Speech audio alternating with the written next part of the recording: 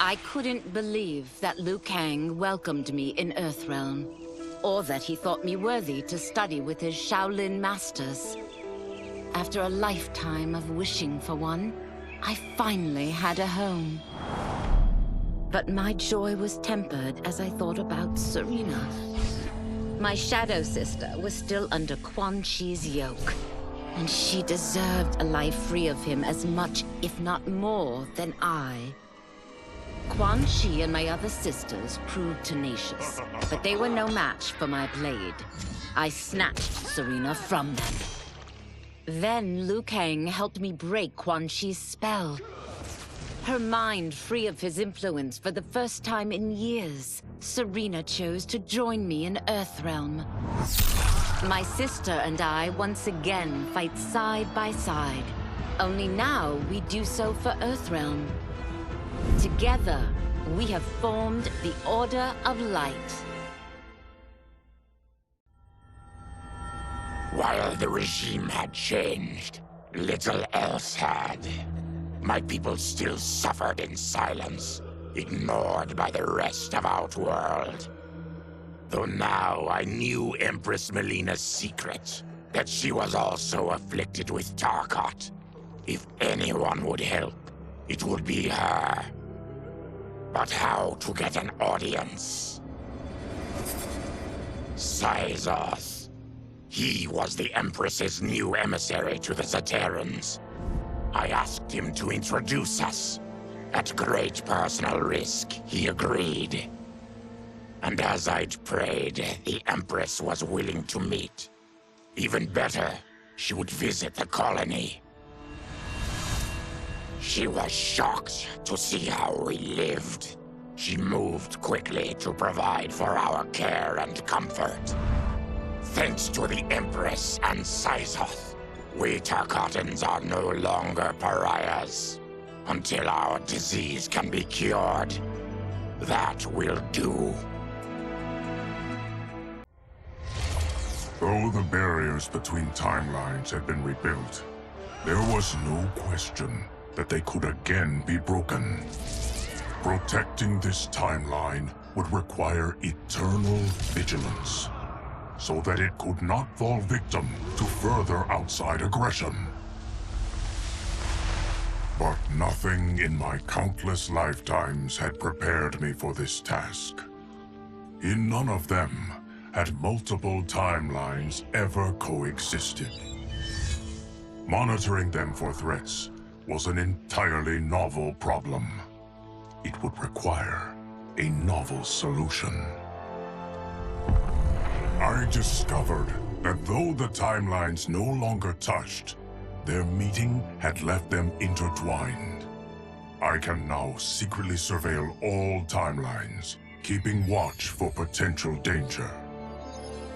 It pleases me to do this service for the new era. Lord Liu Kang may rest assured that it is secure. Quan Chi's defeat had cost me everything. For months I had furthered his plot, and now I had to start over. Saido's people were still in chains. That's when Rain approached me. On the run from Empress Mileena, he was desperate for help. And though I'd had my fill of sorcerers, this one was different. I agreed to provide him safe haven. He agreed to help topple Saido's government. And topple it we did. Rain summoned a wave so fast, so powerful, that it crushed the capital. Saido's fascist rulers were swept away. My people are finally free. They can chart their own course, needing only to follow their own desires. Their lives are now blessed by anarchy.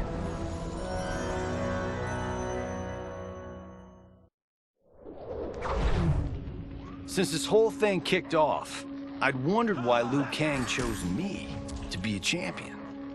I mean, sure, I was killing it as a martial arts star, but it's one thing when it's all for show.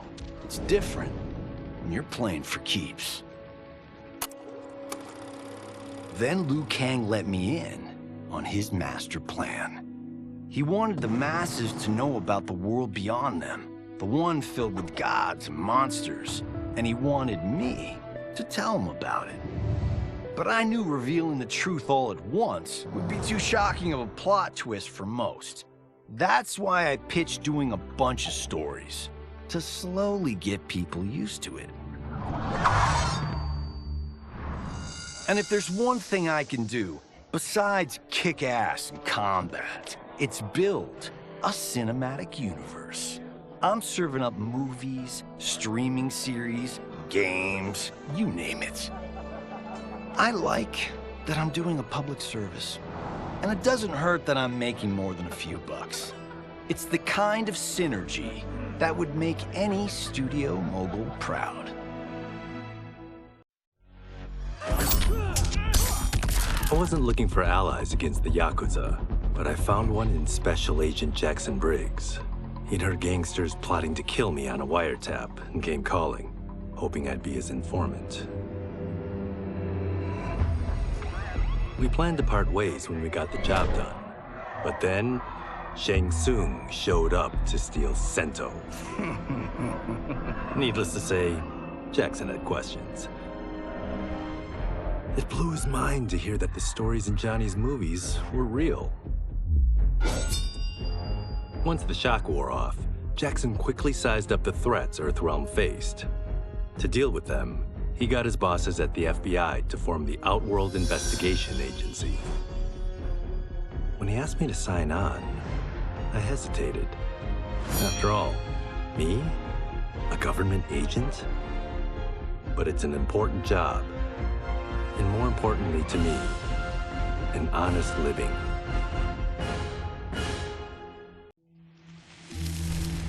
General Shao's revolt left Outworld's armies in tatters. We were vulnerable to enemies both foreign and domestic. That's why my sister asked me to take command, to stitch her military back together and purge Shao's loyalists within it. She trusted only me with the task. The soldiers, however, had little faith. They thought me a spoiled dilettante, unprepared and unfit to serve. That I could fight mattered little. All that mattered was that I wasn't one of them.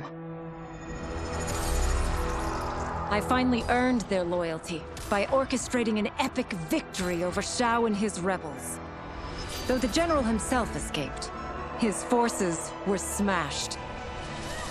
For as long as I am able, I will lead the Empress's armies in defense of Outworld.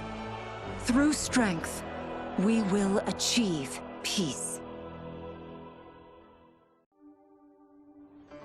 It was inevitable that the Shaolin Masters had me join them.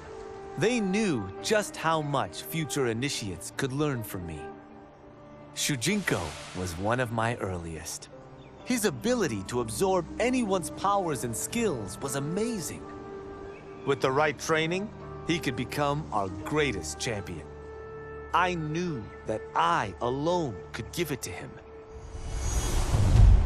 But as his proficiency grew, so did his ego. In love with himself and his power, Shujinko became a threat to the realms. He hadn't learned humility, because I wasn't the one who could teach it.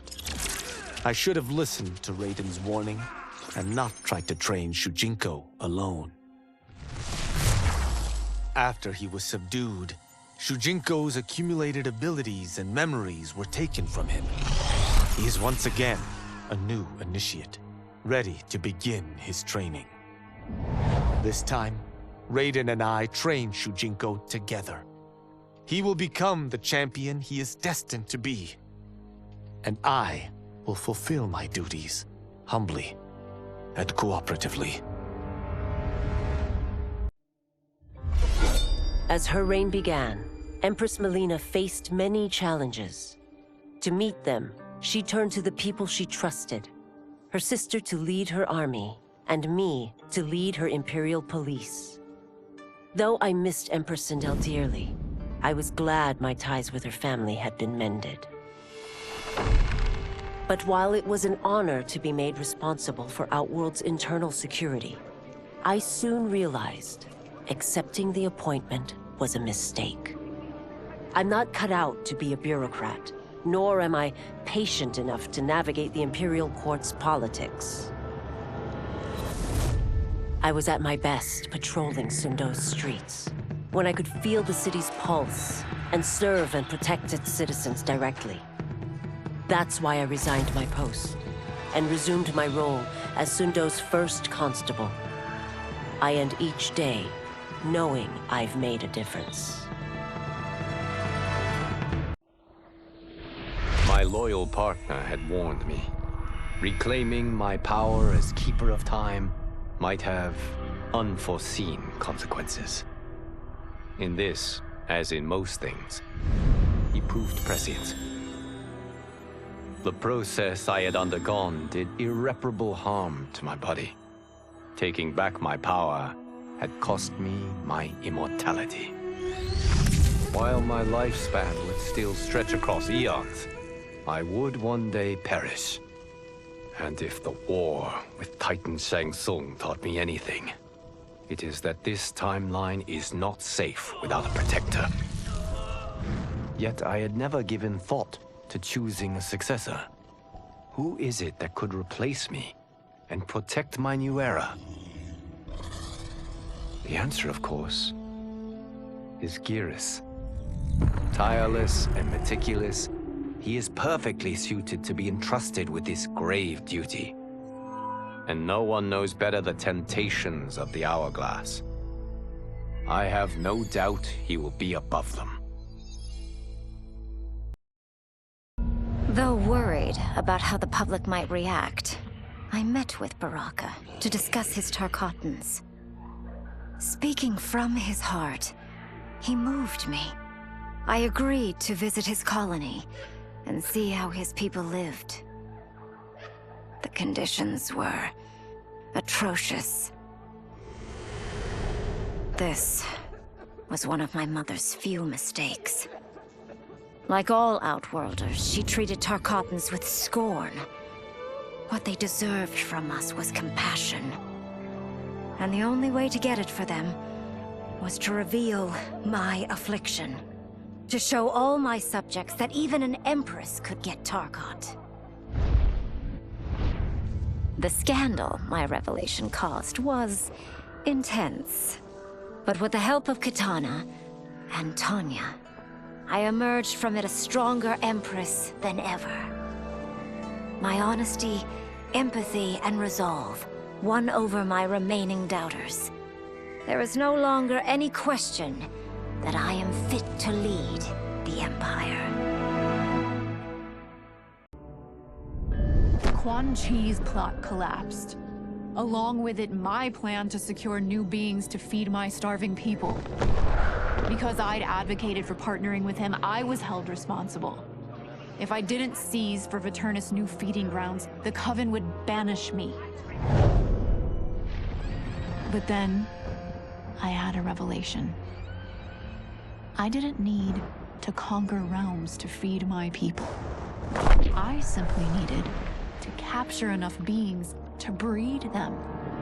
Once they multiply, Veternus will have a limitless, renewable source of food. And I only need a few thousand to start. A number so small compared to the billions in the realms that no one will notice as people go missing. But it will be more than enough to establish our breeding stock and feed a ravenous Veternus.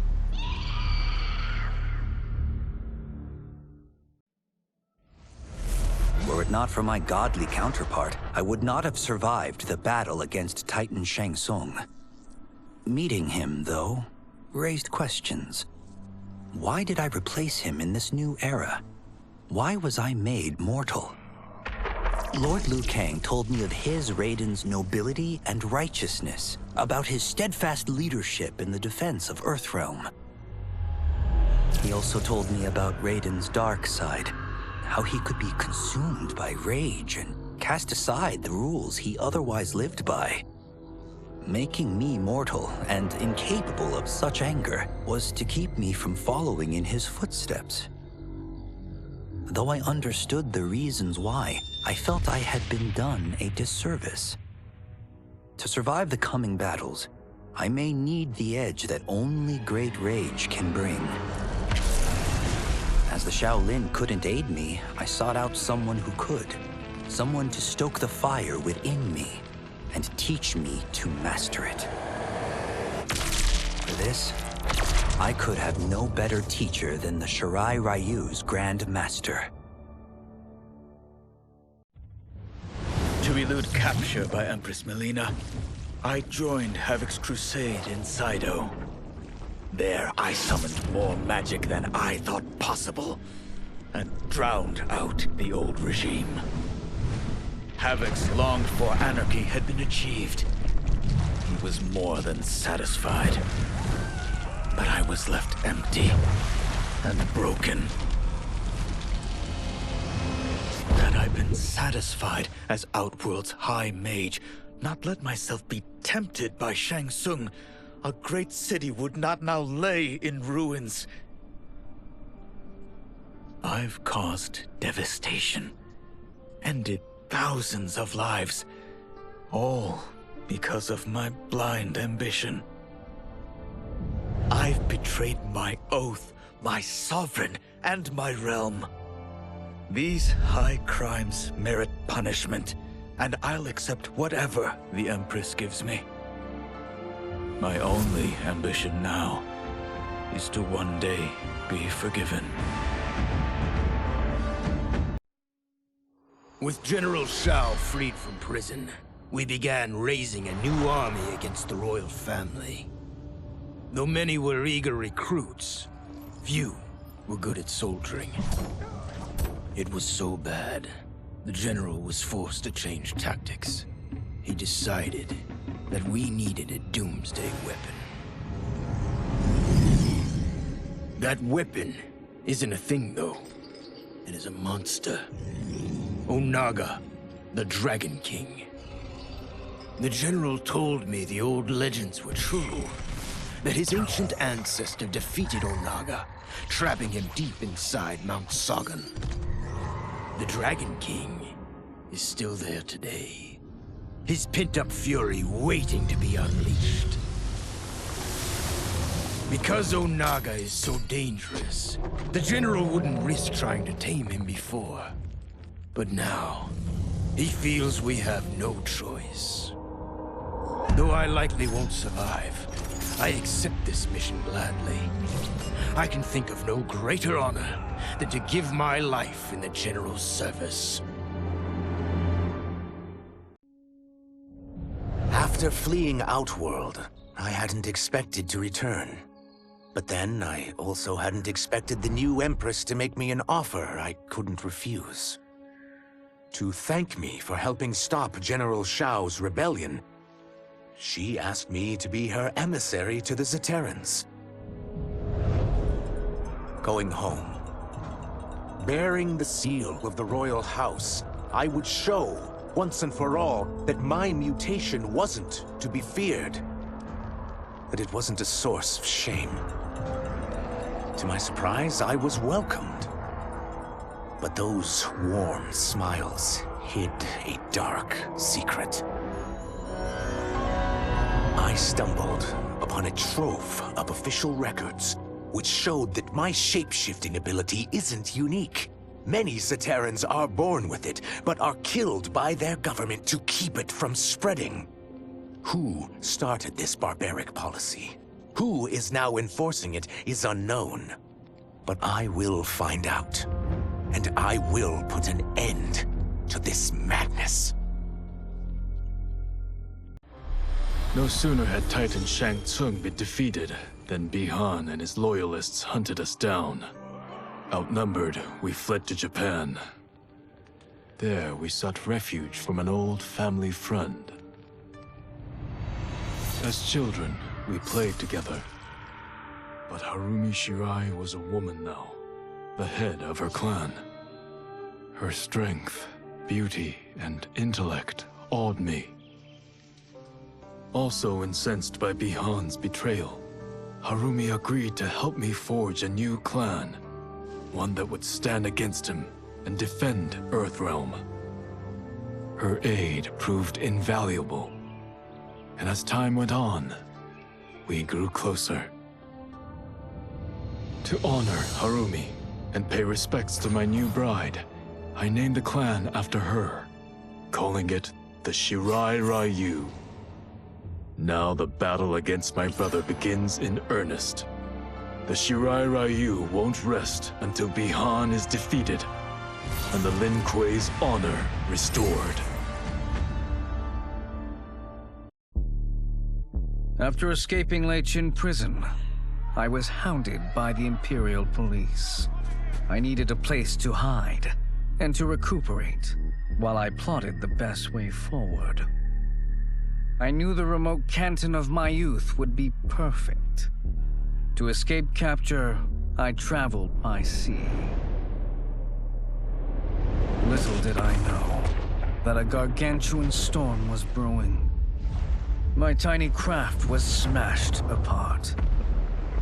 I closed my eyes, waiting to drown, hoping that the Netherrealm wouldn't claim my soul. But when I reopened them, I found myself not in hell, but on a deserted island. From its ruins, I could tell that great sorcerers had once lived there.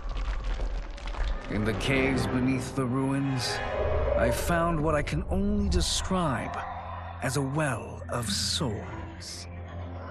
Once I learn how to wield its power, I will become invincible.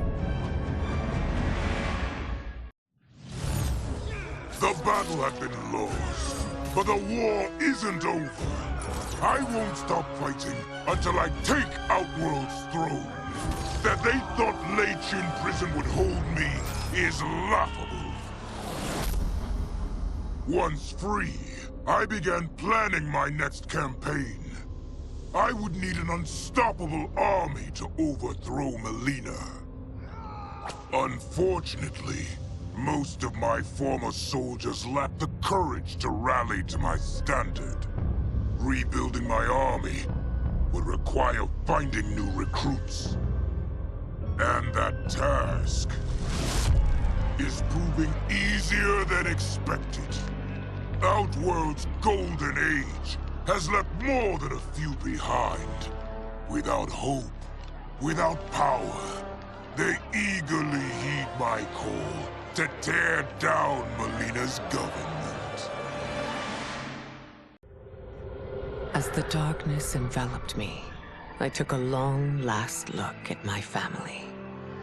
I did not expect to see them again until their souls joined mine in the living forest. But miraculously, my beloved husband delivered me from oblivion. Though he couldn't save my body, Jared had preserved my soul. Like him and countless others, I am now a part of Ermac. Yet ours is not a peaceful repose. The collected souls within Ermac have their own needs and agendas.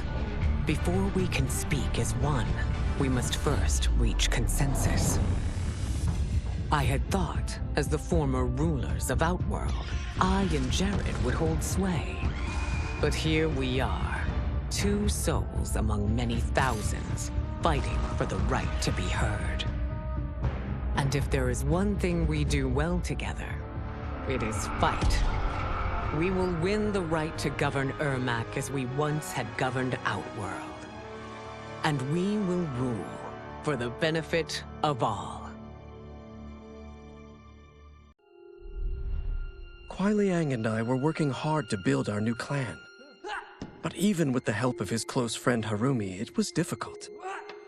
The biggest problem was finding the right initiates. Then, one night, while walking outside Harumi's compound, I was attacked. I thought at first it was a Lin Kuei assassin, but his strikes were too uncertain. too angry. My attacker, it turns out, was a boy. Homeless and hungry, his assault was born of desperation. He needed money so that he could eat. It was like looking at myself 15 years ago. I would have ended up just like him if the Lin Kuei hadn't taken me in. So I took the boy to Kuai Liang, who also appreciated his fire. We made him our first initiate. The boy's name? Hanzo Hasashi. I had broken the Lin Kuei free of Liu Kang's enslavement. We were now masters of our destiny, and could take our place among Earthrealm's great nations. But taking and holding territory would require a vast army. I needed more fighters to make our presence felt. Then I recalled Shang Tsung's dragon warriors. An army of them would be unstoppable. But trafficking in such strong magic would surely draw Liu Kang's attention. Sector advised that we avoid detection by building our army using science, not sorcery. We've invested much into this endeavor, and we are beginning to see results. Once again proving the depths of Sector's genius. When we are done, all of Earthrealm will honor our desires and heed our demands. If not, they will face the Lin Kuei's wrath. Until recently, I hadn't met Li Mei, but I had heard the stories. How the Umgadi's matron superior blamed her for not preventing Emperor Jared's murder. How she quit in disgrace rather than accept punishment. But those stories didn't fit the woman I now knew. Li Mei would never have been so negligent. Eventually, I uncovered the truth. The failures and mistakes which led to the Emperor's murder, they resulted from poor decisions made by the matron superior themselves. They made Li Mei their scapegoat. When the Empress found out, she wanted the Umgadi disbanded. But I convinced her that it could be reformed. To make sure it did, she put me in charge. I am humbled by this sacred responsibility. The Umgadi, my sisters, they are my life. I will not let them be brought down by the acts of a selfish few.